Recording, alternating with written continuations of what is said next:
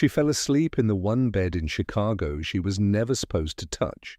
When he found her there, he did the one thing nobody expected.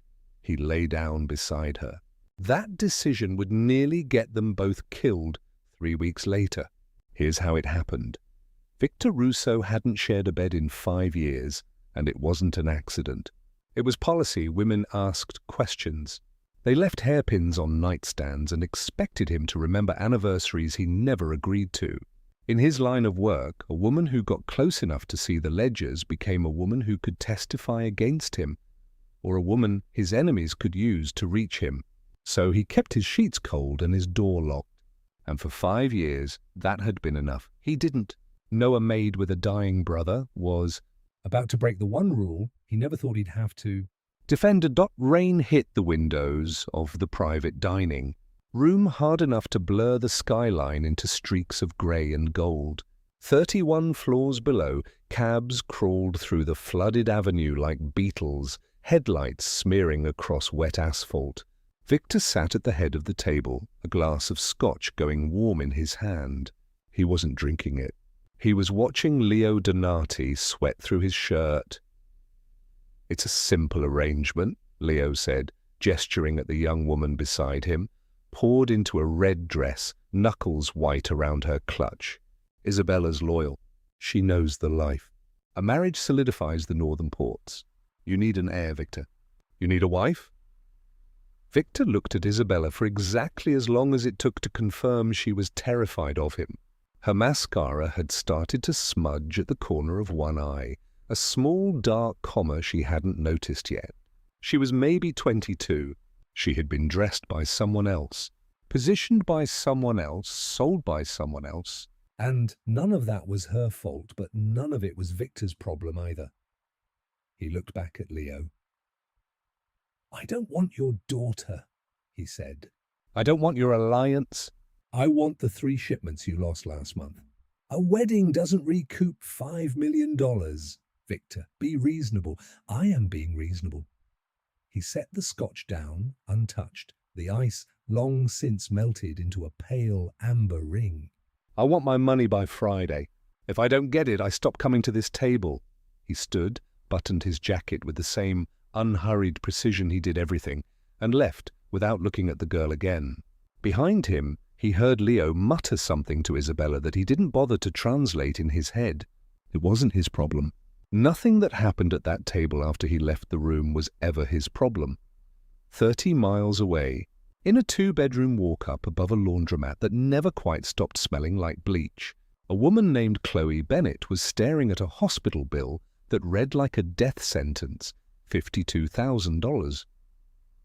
The number sat at the bottom of the page in bold black print, the kind of font that hospitals probably chose on purpose because it made the debt look official, inevitable, non-negotiable.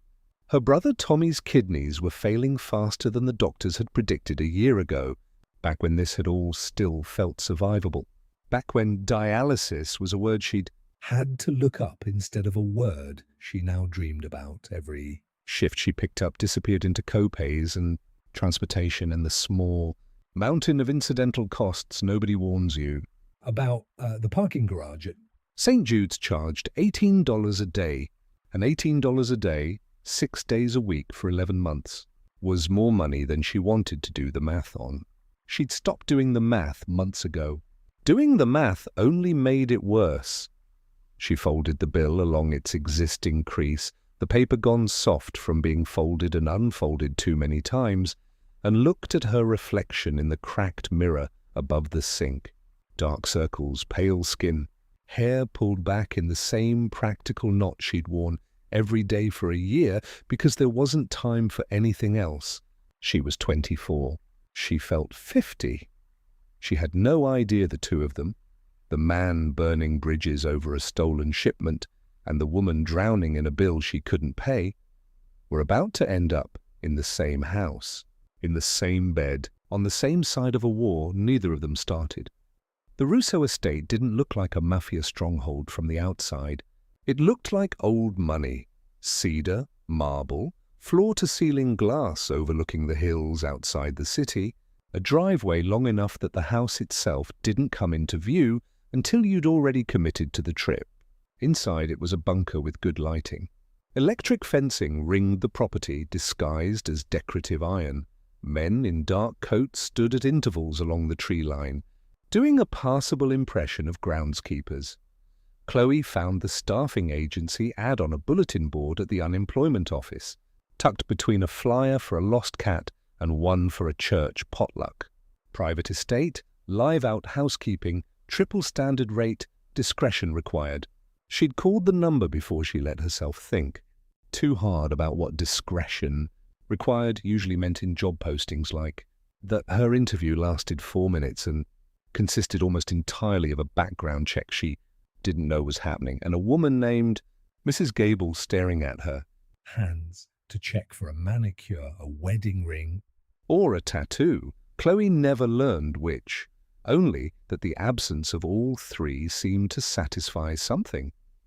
"You do not speak unless spoken to," Mrs. Gable told the line of 5 new maids on their first morning, her heels cracking against the stone floor like punctuation. She was somewhere in her 60s, spine like a rebar rod, a face that had made peace with never smiling again. "You do not make eye contact with Mr. Russo or his associates. You do not ask what you see, what you hear, or what you clean up. Discretion is why you're paid triple the market rate. Break that, and losing your job will be the good outcome." She let the threat sit in the cold marble air for a long moment before continuing. Chloe didn't flinch. She didn't care if Victor Russo was running guns, drugs, or a hedge fund out of the East Wing. She needed the paycheck, and paychecks didn't come with a conscience clause. She'd made her peace with that on the bus ride over. Somewhere between the 4th stop and the parking garage bill she still owed from Tuesday. "Bennett!" Mrs. Gable snapped, reading names off a clipboard. "East Wing, dusting, vacuuming, linens, move!" The other maids shot her looks. Not envy, something closer to pity, the specific kind reserved for someone who's about to find out something the hard way. The East Wing was Victor's private floor, the one place in the house where a stray hair on the bathroom sink or a smudge on a mirror got you fired on the spot. No severance, no reference, a security escort to the gate within the hour. Chloe spent the next 6 hours there in silence, moving through the cold, cedar-scented rooms like she wasn't really in them at all. She learned to dust in straight lines, to vacuum in patterns that wouldn't leave footprints, to fold a duvet corner so tight it looked machine-pressed. She didn't know his name meant anything beyond the signature on her paycheck. She didn't want to know more than that. Wanting to know things in a house like this felt like the fastest way to end up somewhere you couldn't walk back from. She had no idea that in 3 weeks she'd know exactly what his blood smelled like. By mid-December, Chicago had turned brutal. The kind of cold that got into your joints and stayed there, that made the L platforms feel like exposed nerve endings. And Chloe had a fever she couldn't afford to have. She woke up on a Tuesday, shaking under 2 blankets that weren't doing their job, her throat lined with what felt like broken glass, sweat cooling clammy against her back 1 minute and gone dry hot the next. She lay there for exactly 90 seconds doing the calculation every uninsured, underpaid person learns to do instinctively. How sick am I, actually? And can I afford to find out? Mrs. Gable didn't do sick days. Tommy's medication renewal was due Friday, and if Chloe missed a shift, the pay she lost was pay she'd already mentally spent. So she swallowed 3 ibuprofen dry, wrapped a scarf around her throat like it might hold her together, and made the trek to the estate anyway. The kind of decision that only makes sense to someone who's never had the luxury of making a different one. The moment she stepped through the service entrance, the mansion's heat hit her like a physical wall, and the room tilted sideways for half a second before she caught the doorframe. "East Wing again." "Bennett," Mrs. Gable said, barely glancing up from her clipboard. "Mr. Russo's out. He wants the suite deep cleaned before he's back." Chloe nodded. Nodding felt safer than trying to speak, and gathered her cart of supplies. She made it up the grand staircase on Will alone, her joints screaming with every step, her vision blurring soft at the edges like the whole house had been shot through gauze. Across the city, Victor was dealing with a problem of his own. The docks off Lake Michigan were frozen solid, wind coming in sideways off the water sharp enough to cut, and Victor stood in the shadow of a shipping container, watching two of his men drag a warehouse manager to his knees on the concrete. The man, mid-40s, a wedding ring, a company windbreaker with someone else's name stitched over the pocket, had been skimming weapons off the top of Victor's shipments and selling them sideways to a crew out of Milwaukee. "Victor, please," the man begged, blood dripping from a split lip onto the frozen ground in small dark coins. "I have a family. I have kids." Victor looked down at him and felt nothing so dramatic as anger. Just a bone-deep, familiar exhaustion. The same story on a loop. The same excuses, the same men who thought loyalty was optional until the exact moment it stopped being optional for them personally. "You should have thought of them before you stole from me," Victor said, quiet enough that the wind almost took it. He didn't pull the trigger himself. He never did, not for something this small. He nodded once to his left, turned, and walked back toward the SUV. The gunshot came a few seconds later, muffled almost instantly by the storm. He climbed into the back seat and pressed his temple against the cold glass. The headache he'd been fighting for 3 days sharpened into something closer to a spike behind his eye. He wanted a shower. He wanted a drink. He wanted the heavy, silent isolation of his own bedroom, the one place in the world where nobody needed anything from him. Back at the estate, Chloe was losing a war of her own. She was in the master suite fighting the duvet cover like it owed her money, her arms too weak to get the corners tucked right, the room swimming in and out of focus. She got the cover on. She smoothed it flat across the mattress. And then, reaching across the center of the bed to fix a final wrinkle, her knees simply stopped taking instructions from her brain. She sat down hard on the edge of the mattress. Then she lay back, just for a second, just to catch her breath. Just a minute, she told herself, staring up at the grey ceiling, the room tilting gently around a fixed point somewhere above her. Just give me 1 minute to stop shaking. The bed smelled like cedar and clean cotton, and something underneath that she couldn't name. Safety, maybe, though she wouldn't have used that word for herself in a long time.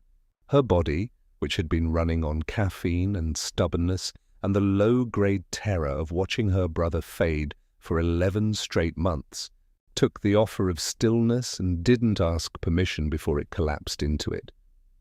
She curled onto her side, knees drawn to her chest, and went under before she'd finished the thought.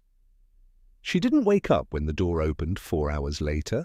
She didn't wake up when Victor Russo, the man his own crew wouldn't dare surprise, the man who'd just watched a debt get settled in a shipping yard, froze in the doorway of his own bedroom with his hand already closing around the grip of his gun. Enter the room, lock the door, disarm, sleep.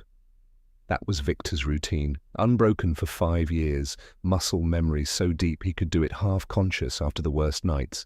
He'd shrugged off his suit jacket in the foyer, loosened his tie on the stairs, unclipped his shoulder holster on the landing without breaking stride until he pushed open his bedroom door and the routine died in his throat. There was a shape.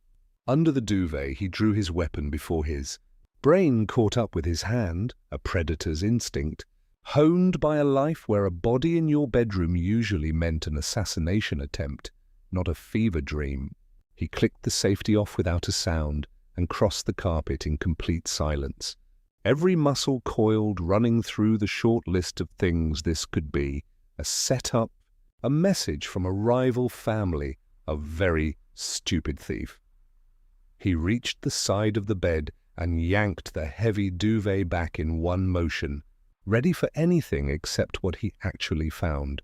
A woman in a grey uniform, Curled tight into herself, dark hair spilled loose across his pillow, shoes kicked off by the nightstand, face flushed a deep, feverish red. Her brow was furrowed even in sleep, like whatever she was dreaming hadn't gotten the memo that it was safe to stop. He recognized her. Vaguely. The quiet one. The maid who'd been cleaning his rooms for a few weeks now. The one who never once looked up when he passed her in the hall. He'd noticed that about her exactly once, filed it away as unremarkable, and hadn't thought about her since. He stood there with the gun still raised, and nothing happened. No trap sprung, no blade hidden under the pillow, just the small, exhausted rise and fall of her breathing, and a stillness in the room that had shifted somehow. It didn't feel like a vault anymore.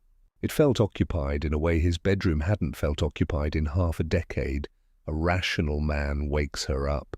A ruthless one calls his security team and has her dragged out into the snow for trespassing in the one room in the house that was supposed to be untouchable.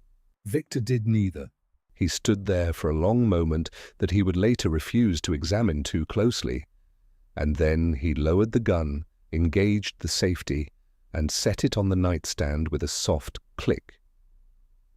He looked at the door. He looked back at the girl. He walked around to the far side of the massive bed, sat on the edge, and pulled off his shoes with the same deliberate care he brought to everything.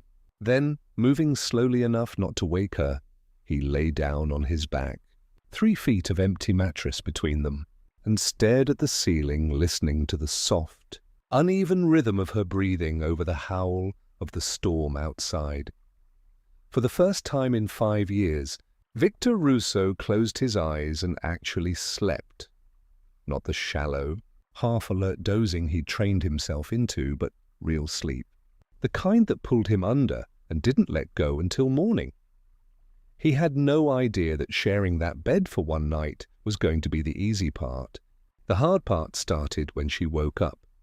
Chloe surfaced slowly, floating up out of a fever dream she couldn't remember the shape of, into a mattress that was too firm, and sheets that smelled like smoke and cedar instead of the cheap polyester blend she washed at the laundromat downstairs from her apartment.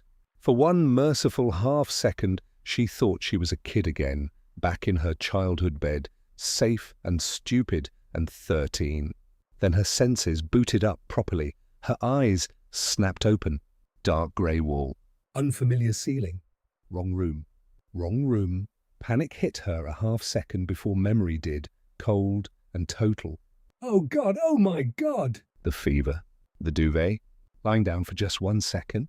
She scrambled backward, tangling her legs in the heavy blanket, and her heel connected with something warm and solid. She froze. The blood left her face in one long drop. She turned her head, inch by agonizing inch, and found Victor Russo lying beside her, propped on one elbow, fully dressed in a wrinkled button-down, dark hair, messy, wide awake, watching her with an expression she couldn't read and didn't have the processing power to try. Chloe stopped breathing entirely. She was going to die. She was actually going to die, shot in the head in a Mafia boss's bed for the crime of falling asleep on the job. I'm so sorry, she stammered, already scrambling off the mattress, her voice a raw, feverish rasp. I didn't mean to. I was sick, I got dizzy, I just sat down for a second and I'll leave right now. You don't have to pay me for this week. I'll pack my things, I swear to God. Mr. Russo, stop moving, he said. It wasn't loud. It didn't need to be. She froze mid-motion, 1 foot already on the floor, and stared at him like a rabbit that had just spotted the shadow of a hawk. He got up unhurried, walked to the small wet bar in the corner and poured a glass of water from a crystal pitcher. He carried it back and held it out to her like they were discussing the weather instead of the fact that she'd just woken up in the private bed of the most dangerous man in the city. You have a fever, he said. Not a question. You were shaking half the night. You kept pulling the duvet. A beat. You drool, by the way. What? You drool? It's fine. Take the water, Bennett. I'm not going to shoot you for taking a nap. Her hand trembled as she took the glass, half expecting it to be poisoned, half not caring, because her throat felt like sandpaper, and if this was how she died, at least she'd die hydrated. She drank it in 3 long swallows. Why didn't you wake me up? She asked finally, the question slipping out before her common sense could stop it. Why didn't you have me thrown out? Victor looked at her, really looked, and took in the bruised dark circles under her eyes, the fraying cuffs of a uniform washed too many times, the tight, caged animal alertness of someone who'd spent years learning that safety was never a given. He recognized that look. He saw a version of it in the mirror most mornings. I was tired, he said simply. It was a lie, and they both seemed to sense it in the silence that followed. He had 6 men downstairs who'd have removed her from the property in 30 seconds flat. No questions asked. He hadn't called them. He didn't particularly want to examine why. Get your shoes, he said instead, already turning toward the closet, cutting the moment off before it could become anything more than what it already, dangerously, was. Go down to the kitchen. Tell Mrs. Gable to give you the day off, paid. She'll fire me. She won't. His voice dropped back into that flat, authoritative register. Because you're going to tell her that from now on, you're the only person permitted to clean this suite. No one else comes in here. Just you. Chloe scrambled into her shoes, her mind reeling, and hurried out through the heavy oak door. She'd survived. She'd kept her job. It wasn't until she was halfway down the grand staircase, her pulse finally starting to slow, that the second half of what had just happened caught up with her. She hadn't just kept her job. She had just become something Victor Russo noticed. And in his world, that was infinitely more dangerous than being fired. The isolation started within 24 hours, quiet and absolute. Mrs. Gable's words to her turned clipped and laced with suspicion. The other maids stopped talking whenever Chloe walked into the break room, their eyes flicking to her collar, her wrists, her neck, scanning for the bruise or the necklace or the smug entitlement that would confirm whatever story they'd already decided was true. They found none of it. Chloe just kept her head down, pushed her cart, and climbed the grand staircase every morning to a floor that had quietly become her entire world. She learned Victor Russo through the things he left behind, the way you learn a person's shape from the dent they leave in a mattress. Most days the East Wing was immaculate, professionally cold, betraying nothing.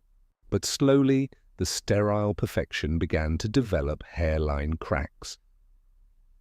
One Tuesday, she found a heavy crystal tumbler on the nightstand, half full, smelling sharply of peat and smoke. She washed it and put it back exactly where it belonged. On a Thursday, she found a custom-tailored charcoal suit jacket thrown carelessly over an armchair, the left cuff stained a dark, dried rust brown. Chloe stood holding that jacket for a long moment, her heart doing a slow, heavy thump against her ribs. She didn't call Mrs. Gable, she didn't run.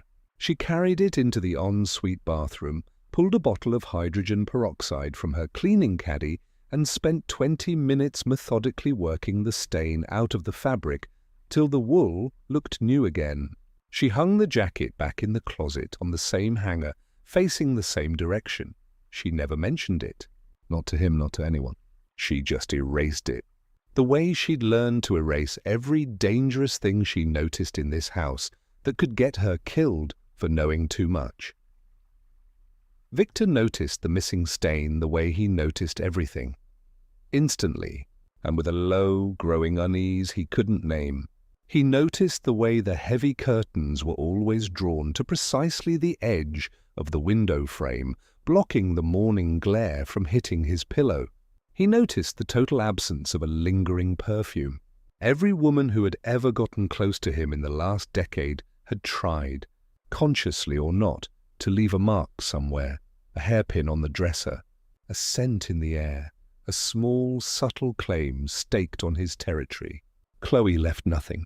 She moved through his room like a current, correcting itself behind her, restoring order and vanishing before he could ever catch her at it. It grated on him.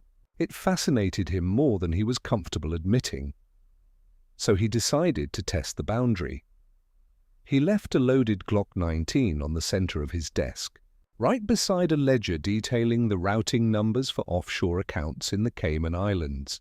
A deliberate, dangerous trap, information a rival syndicate would pay millions to acquire.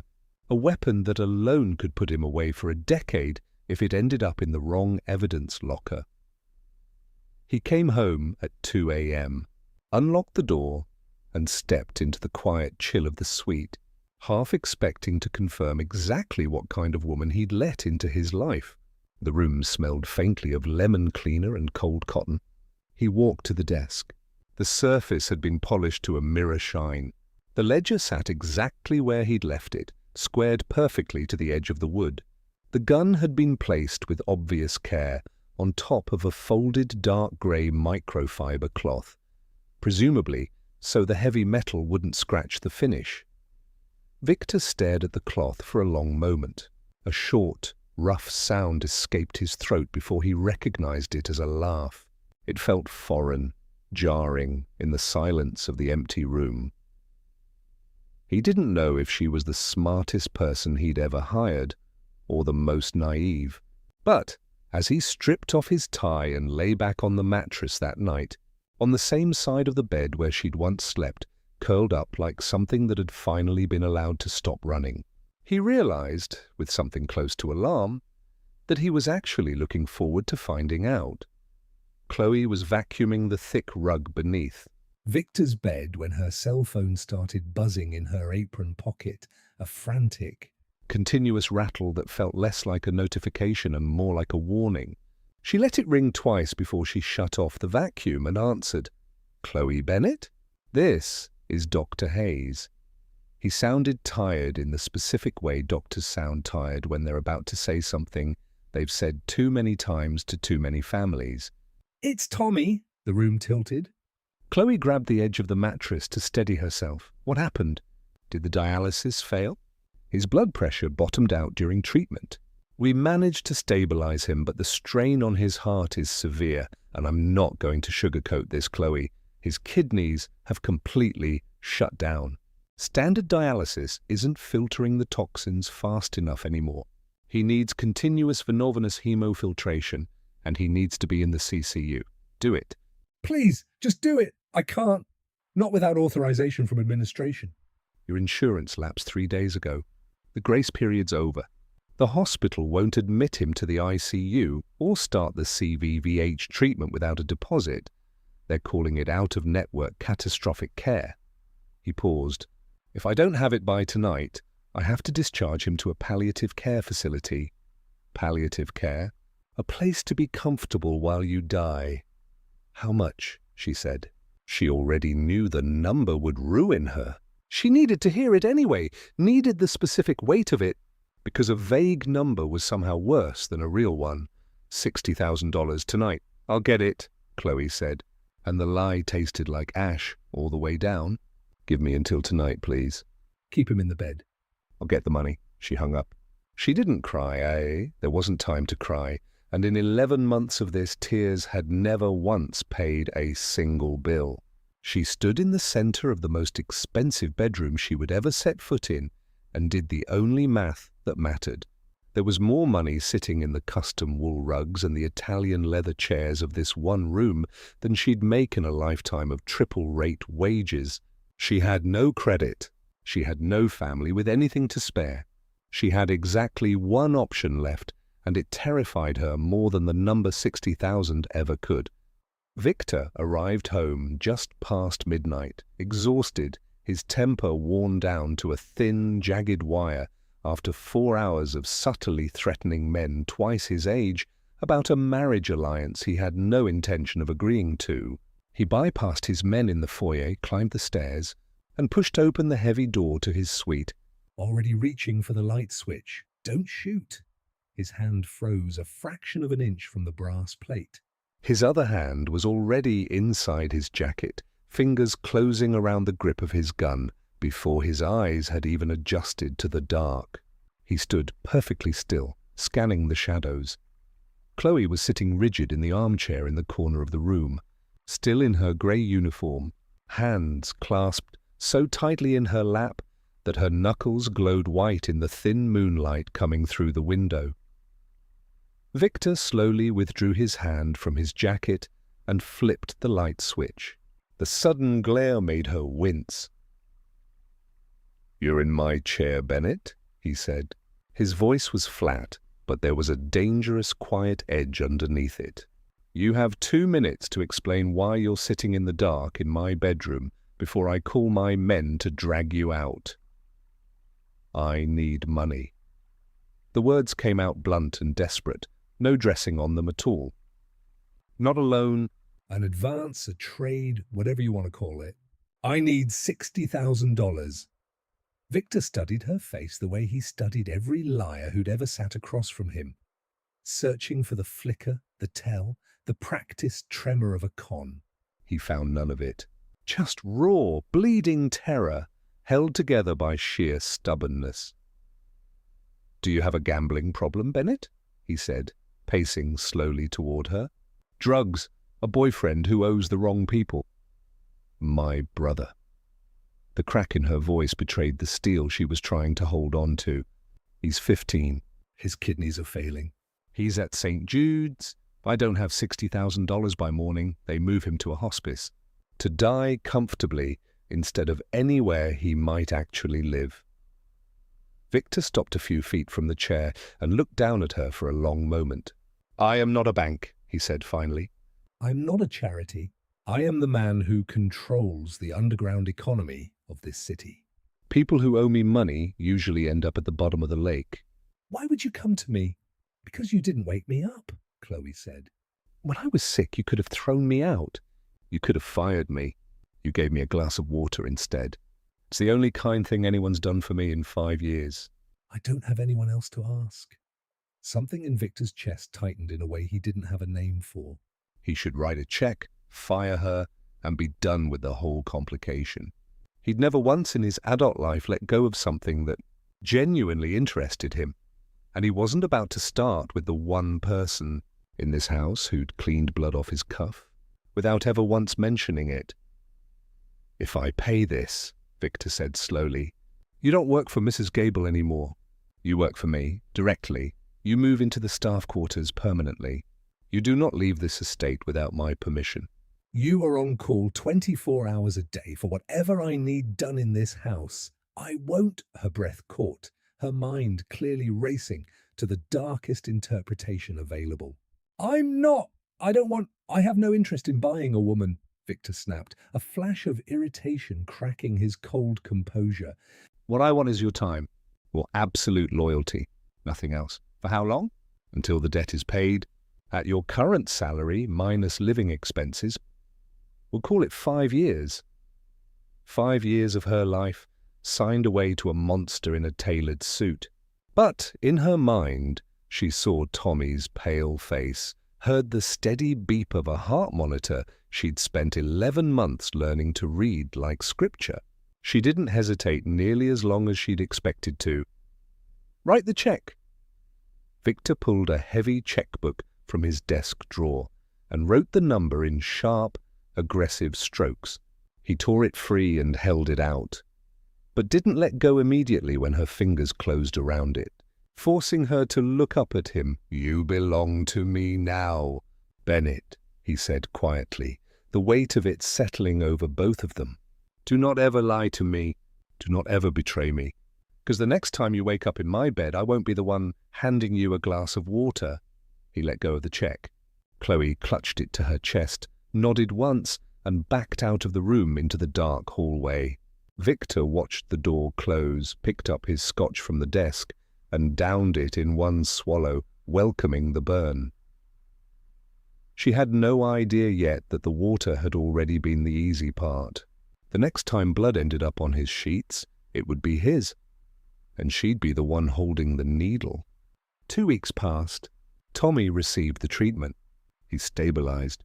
Chloe was allowed a monitored 1-hour phone call with him every Sunday standing in her new room in the staff wing with one of Victor's security men posted outside the door like she was something worth guarding. She had traded her freedom for her brother's life, and she did not regret it for a single second. Not even on the nights when the walls of the staff wing felt closer than she remembered walls being. Her duties expanded. She was no longer just the maid of the East Wing. She managed Victor's schedule inside the house, coordinated his meals with the private chef, kept his suits pressed and ready before he even asked. She learned the small, specific architecture of him, that he drank his coffee black, that he read historical biographies at 3 a.m. when he couldn't sleep, that he hated the smell of lavender enough to have every bar of soap in the East Wing replaced the week she arrived. They barely spoke. They communicated in a careful choreography of avoidance and quiet efficiency right up until the first week of February. A blizzard buried the estate under 3 feet of snow. The security perimeter went half-blind in the whiteout. Chloe was in the kitchen at 1 a.m., boiling water for tea, savouring the rare. Total silence of a sleeping house, and then the back door leading to the garage slammed open, and a blast of freezing air tore through the kitchen. Scattering papers and knocking a plastic cup off the counter, she dropped her mug. It shattered on the tile. Victor stood in the doorway, alone, heavily leaning against the frame, his breath coming in ragged, shallow gasps. His black overcoat was soaked, but not entirely from the snow. A dark, heavy liquid dripped steadily from his left sleeve, pooling onto the pristine white marble. "Mr. Russo!" Chloe rushed forward. "Don't call Dr. Evans," Victor gritted out. His face the colour of ash, sweat beading on his forehead despite the cold radiating off his soaked clothes. He's on Donati's payroll. No hospitals. No one leaves. No one comes in. The leak's inside my crew. He tried to push off the counter to walk toward the stairs, made it 2 steps, and his legs gave out entirely. He slid down against the cabinets, leaving a smear of red down the white paint. Chloe stood over him for 1 full second, panic warring against something colder and steadier underneath it. 5 years of hospital corridors had taught her more about trauma than she'd ever wanted to know. Central lines, necrotic tissue, hemorrhage control. She wasn't a doctor. She understood more than most people ever needed to. "Take your coat off," she said. Her voice didn't shake at all. "What?" "Take the coat off, Victor. If you pass out before I get to the wound, you'll bleed to death on this floor." She used his first name without thinking. It felt like breaking glass. He didn't argue. He gritted his teeth and let her peel the heavy, sodden wool off his shoulders. The smell of copper hit the air, thick and metallic. Beneath it, his white shirt was ruined, and underneath that, a deep, jagged slash ran across his left bicep, slicing clean into the muscle. Not a bullet. A knife, close quarters. "I need towels, boiling water, and the first aid kit from your bathroom," she said, half to herself, already moving. "3rd drawer, left side." Victor mumbled something, his head thumping back against the cabinets. Chloe sprinted up the stairs, grabbed the massive medical kit from his master bath, and ran back down. By the time she returned, his eyes had drifted shut, his breathing dangerously shallow. "Hey!" She dropped to her knees, slapping his cheek lightly. "Look at me. Keep your eyes open." His eyes fluttered open, the slate grey clouded with pain. Chloe ripped his sleeve wide, exposing the full length of the wound. Ugly, deep, jagged, but clean of the artery, which meant minutes instead of seconds. She poured iodine straight into the laceration. Victor's roar was guttural, his body arching off the floor. His right hand snapped out on instinct and closed around her throat, cutting off her air in a single, blindingly fast reflex of self-defense. Chloe didn't scream. She didn't fight him. She placed her hands over his massive, blood-stained fist holding her own throat, and looked directly into his eyes, refusing to break the contact. "It's just me," she whispered hoarsely, the words barely making it past his grip. "It's just me. Let go." Victor stared at her, the violence draining out of his eyes and giving way to a dawning horror at his own hand. He released her instantly, as if her skin had burned him. "I'm sorry," he rasped, chest heaving. "I'm sorry." "I know." She picked up a fresh gauze pad and pressed it hard against the wound. "Hold this. Don't let up the pressure." She threaded a curved surgical needle with rapid, practiced precision. "You need stitches. I've watched nurses do this on Tommy's port lines." "It's going to hurt. Do it." She leaned in, close enough to feel the cold coming off his skin, the faint scent of lemon soap on her own hands cutting through the harsh chemical burn of iodine and blood. Every time the needle passed through his skin, his muscles jumped under her hands, but he didn't make a sound. He watched her face instead, the intense concentration furrowing her brow, the slight purse of her lips, and understood. For a man who'd spent his entire adult life avoiding anything close to trust, that he had just placed his survival entirely in the hands of a woman he'd bought 2 weeks earlier. And it felt, terrifyingly, like the first correct decision he'd made in years. When she tied off the final stitch and sat back on her heels, swiping a streak of his blood off her own forehead, Victor understood something else, undeniable and inconvenient. He didn't want anyone else in that room. Not his guards, not the doctor, only her.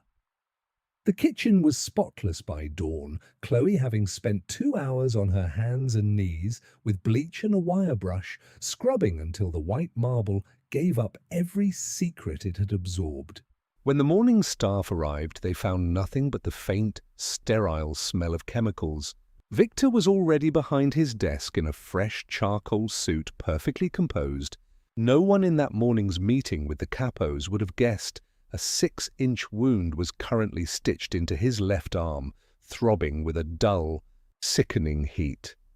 What none of them knew yet, Victor least of all, was that the leak who'd put a knife in his arm was still somewhere inside the house, and he was about to come back with a great deal more than a blade.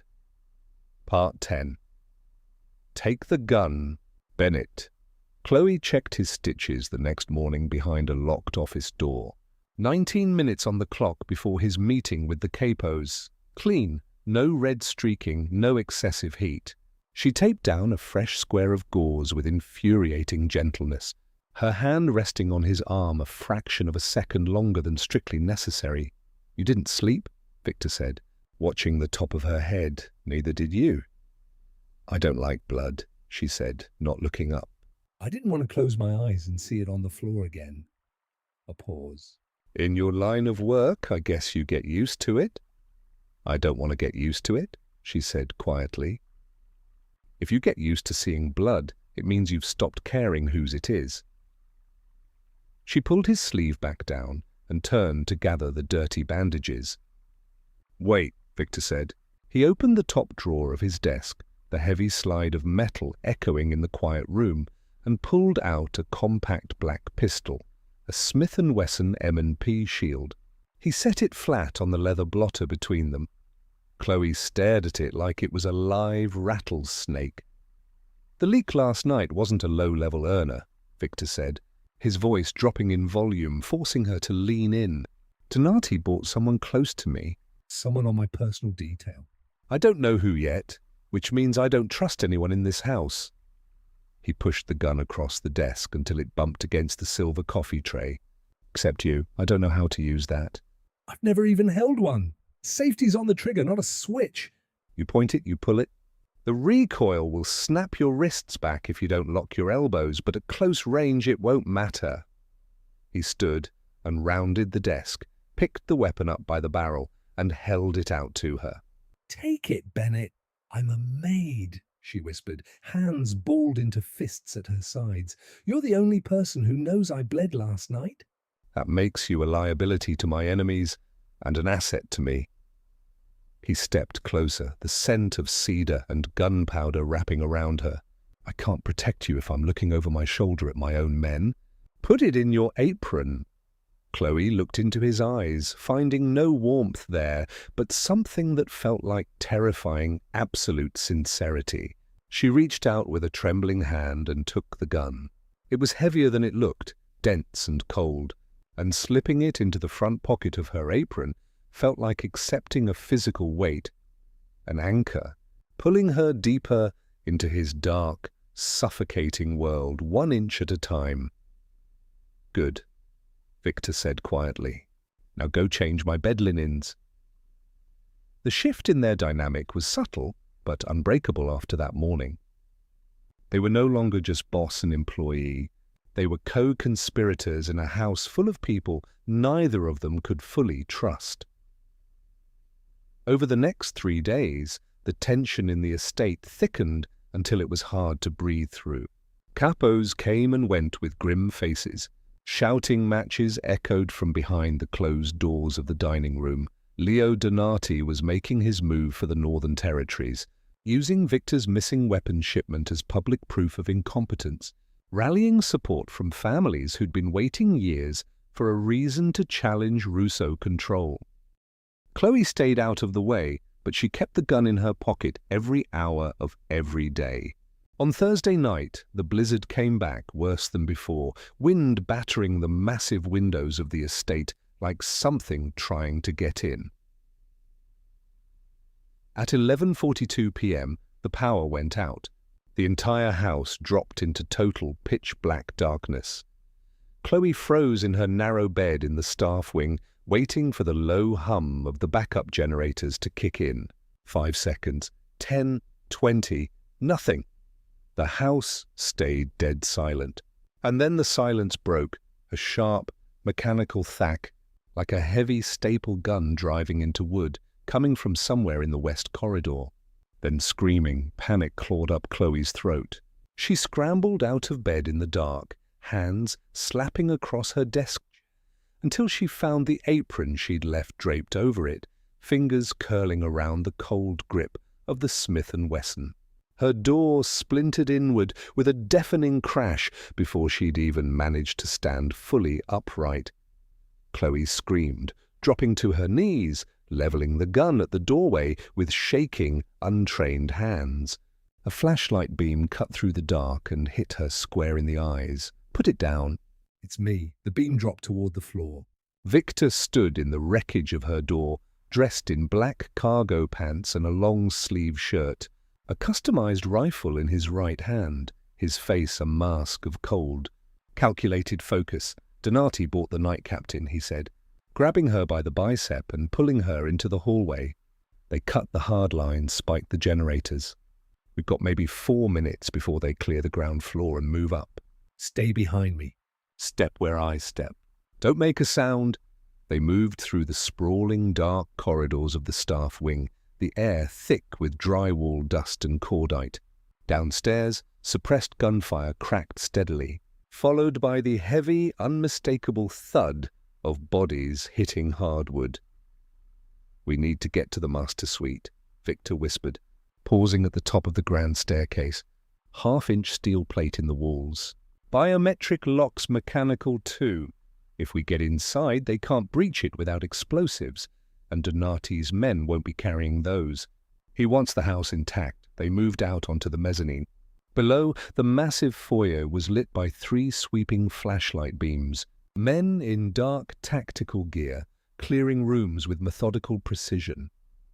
"Run for the suite," Victor whispered, resting his rifle barrel on the marble balustrade.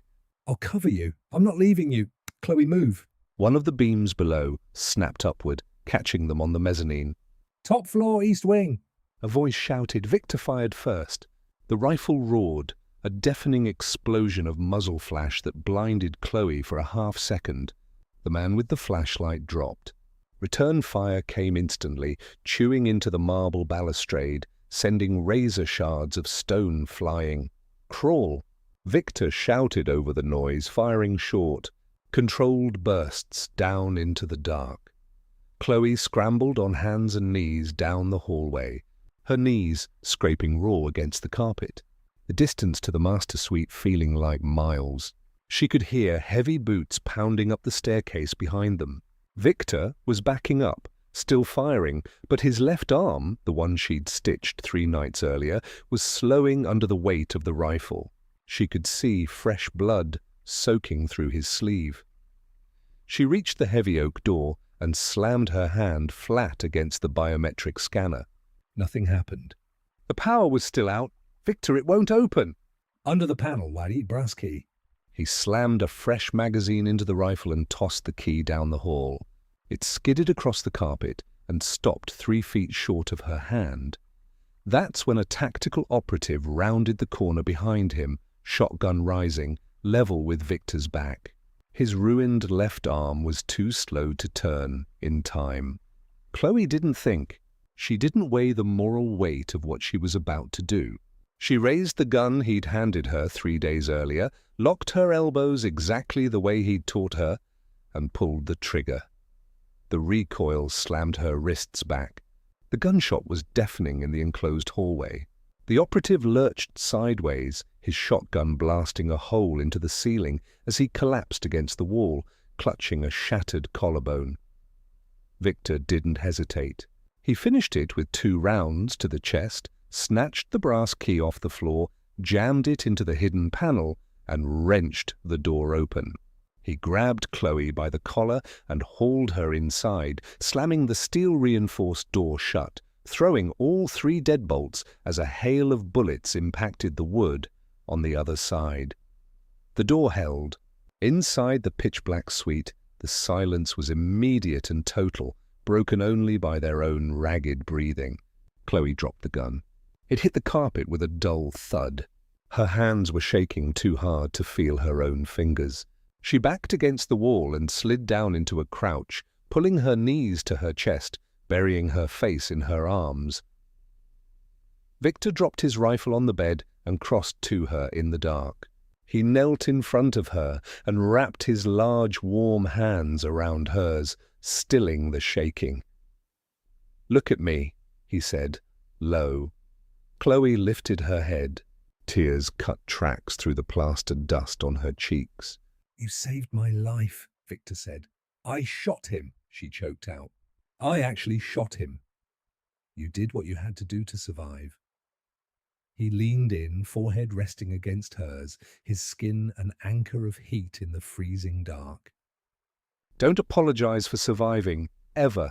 Carmine's 5 minutes out with 40 men. The steel will hold until then."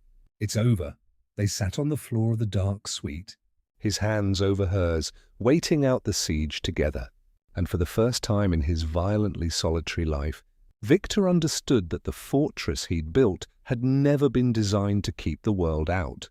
It had been waiting for someone worth locking inside. By 6 a.m. the estate was secure. The snow had stopped, leaving the grounds blanketed in a pristine, blinding white that hid every trace of the violence underneath it. Carmine and his crew had arrived like a sledgehammer, clearing Donati's men from the property with ruthless efficiency. Leo Donati himself had been found cowering in a black SUV at the edge of the property line, and Victor hadn't bothered going down to look at him. He gave Carmine a single nod, and Leo Donati ceased to be a problem anyone needed to think about twice. Power came back on. The estate's heating system hummed back to life. Chloe sat on the edge of the massive bed in the master suite, her eyes hollow, having scrubbed the plaster dust off her face in the ensuite bathroom, but unable to scrub off the rest of it. Victor walked out of the closet in a fresh shirt, his arm rebandaged, exhaustion carved deep into the lines of his face. He crossed to his desk, the same desk where she'd begged him for $60,000 3 weeks earlier, and pulled a heavy leather ledger from the bottom drawer. He flipped to a page halfway through, stared at it for a long moment, and then reached for a silver lighter beside his Scotch glasses. The flame hissed. He held the edge of the page to it. Chloe watched, bewildered, as the thick paper curled and blackened, ash fluttering onto the polished wood. "What are you doing?" "Erasing the ledger." He dropped the burning remnants into an empty crystal ashtray, watched the last embers die. "Your debt is paid." The 60,000 is cleared. He closed the book. I've already transferred $2 million into a trust under Tommy's name. It covers his medical bills, his college, his life. Carmine's waiting downstairs, or he'll drive you to the hospital. You can pack your things. Chloe stood. Her legs were shaky, but she forced herself upright. We agreed to 5 years. It hasn't been a month. You took a bullet for me, figuratively and literally. The contract's void. He refused to look at her, staring instead at the wall above her head. I've already transferred the money. Look at yourself, Chloe. You have blood on your hands, gunpowder in your hair. I drag everything I touch down into the dirt with me. I don't want you turning into a ghost in this house.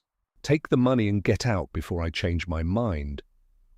It was an order, the absolute, unquestionable command of a man who ran half the underground economy of a major American city. The cage door was open.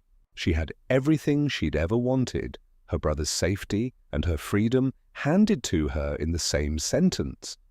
Why? She asked quietly. Victor finally looked at her.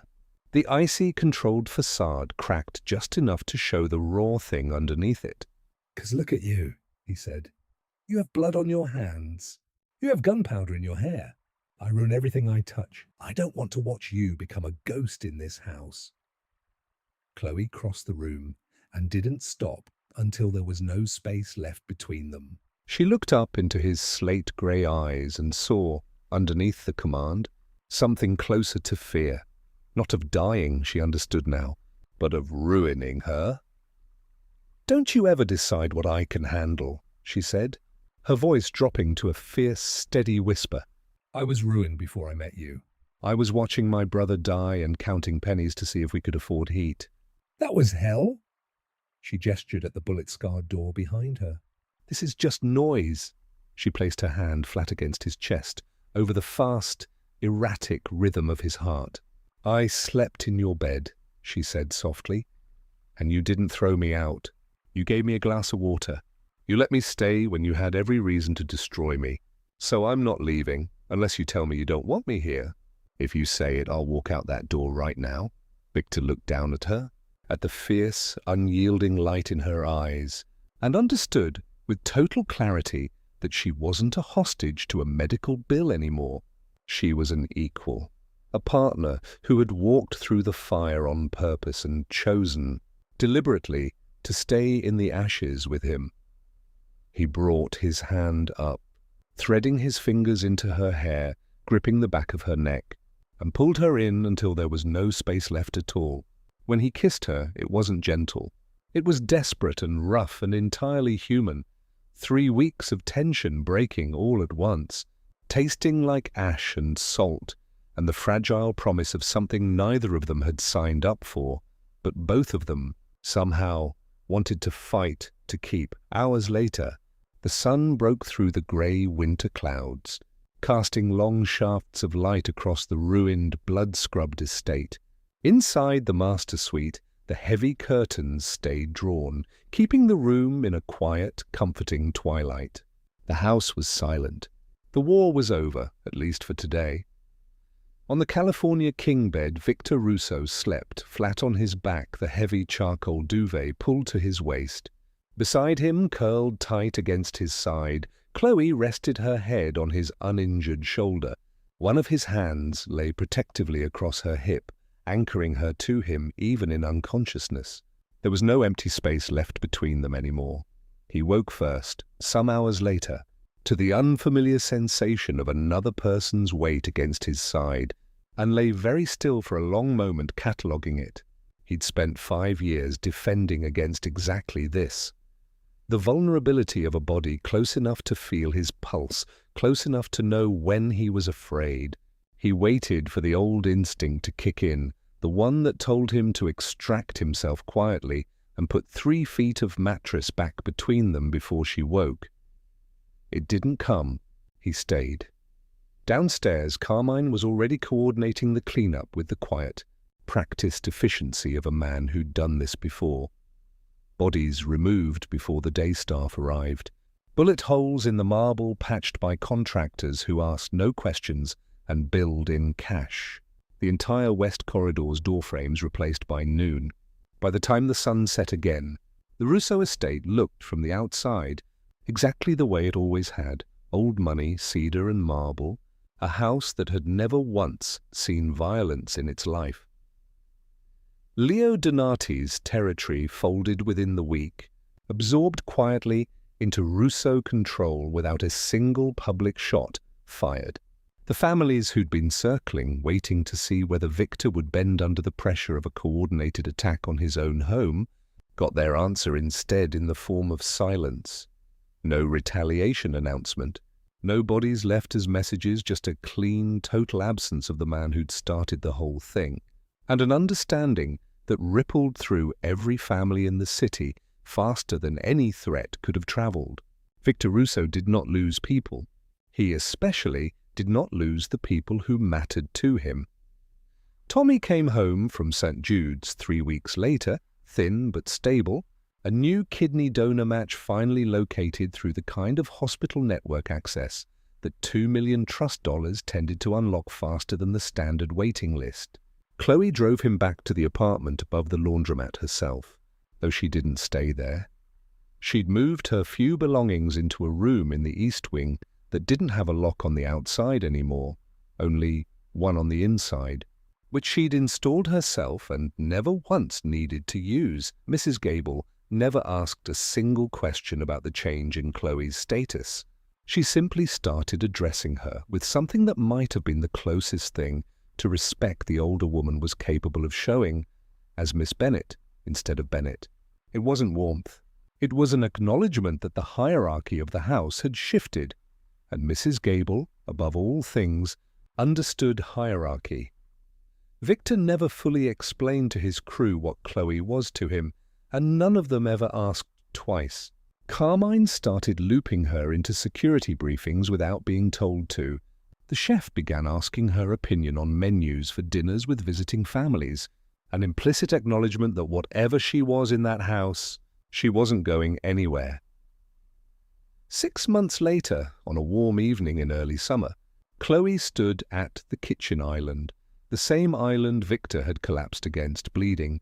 On the worst night of that winter, chopping vegetables for a dinner that had nothing to do with syndicate business, and Victor came up behind her, wrapped his arms around her waist, and rested his chin against the top of her head, saying nothing at all, because by then there wasn't much that needed saying. She still didn't know everything about what he did. She'd stopped wanting to know the details months ago, the same way he'd stopped needing to hide the ledgers from her. Some knowledge, she'd learned, was a burden you carried on purpose, because the alternative was pretending you didn't already know exactly what kind of house you'd chosen to stay in. She had chosen it anyway. She would choose it again if Chloe's transformation from a fever-stricken maid to the one person Victor Russo trusted with his life and his own blooded kitchen floor, had you holding your breath through every part of this story. That's exactly the point. Let me know in the comments which moment hit hardest for you: the kitchen floor, the brass key skidding across the carpet, or the ledger burning to ash in that crystal dish. If this story kept you glued to the screen, do me a favor. Smash that like button, share it with someone who loves a dark, high-stakes romance, and subscribe so you never miss the next one. See you in the next story.